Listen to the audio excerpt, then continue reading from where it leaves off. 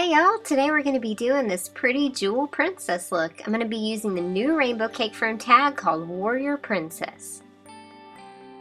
So first I've just loaded up all of the colors onto my half circle Fantasy Worldwide sponge, and then starting with the green at the top of the center of my forehead, I will pat and rotate it around to make sure I get all the colors on there really well.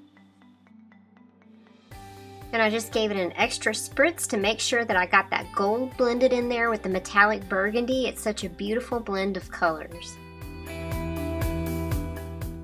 And next, to go over the eye area, I'm going to be using an Always Wicked Petal sponge, and I'll start with the metallic green in the inner corner of my eye and then just pat in a butterfly wing shape.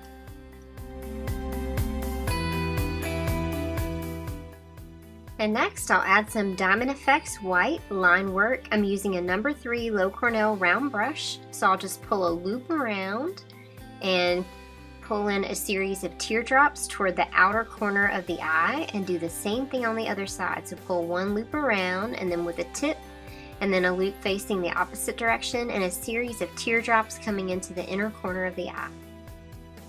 And now at the inner corner of the eye, I'm going to make some various shaped dots. You just want to make sure your brush is really well loaded in order to make these great dots that way. And I'll also come to the outer corner of the eye and add in a series of larger to smaller dots coming inward. Next I'll go above my eyebrow and pull in a series of 3 long teardrops with the tails facing toward that center focal point right at the top of the bridge of my nose. And to give all of the line work some extra depth, I'm going in with some Kryvaline Creamy Rose on a number 1 liner brush, and I'm just going to give all of the teardrops and swirls a quick outline. This color works really well with this rainbow cake.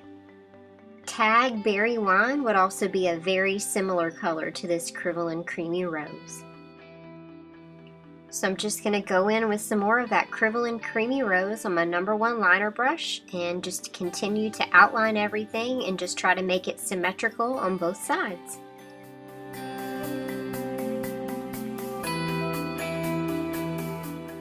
So for the larger series of teardrops, I'm going to go in first and just outline the edges of all of them, and then I'll come back to the tops and just pull them up to a point just to give them a little bit of extra interest.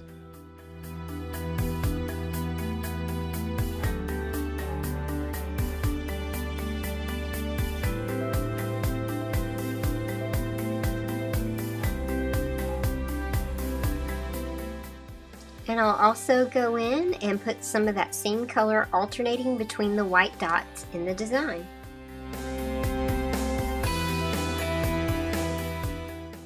And next I'm going to apply a gem cluster that I created. If you want to learn how to make these really pretty gem clusters, be sure to check out my other video on building bling the easy way. It's so fun and so simple to do this, so I'm just adhering it with the Maron Add Gem adhesive. And next, to fill in some of those empty areas, I'm going to go in with a free stencil that I got from the facepaintforumshop.com and some Paradise White on my sponge just to make some subtle little dot patterns there in the empty space. I'm going to do this on both sides, and then I'll come up to the very top of the green area and do the same exact thing.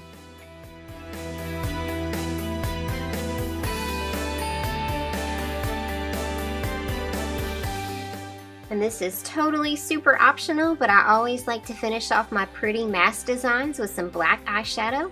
So I'm just going around the outer corners of the eye and adding some black eyeshadow and a thick coat of black mascara as well, just to finish off the look.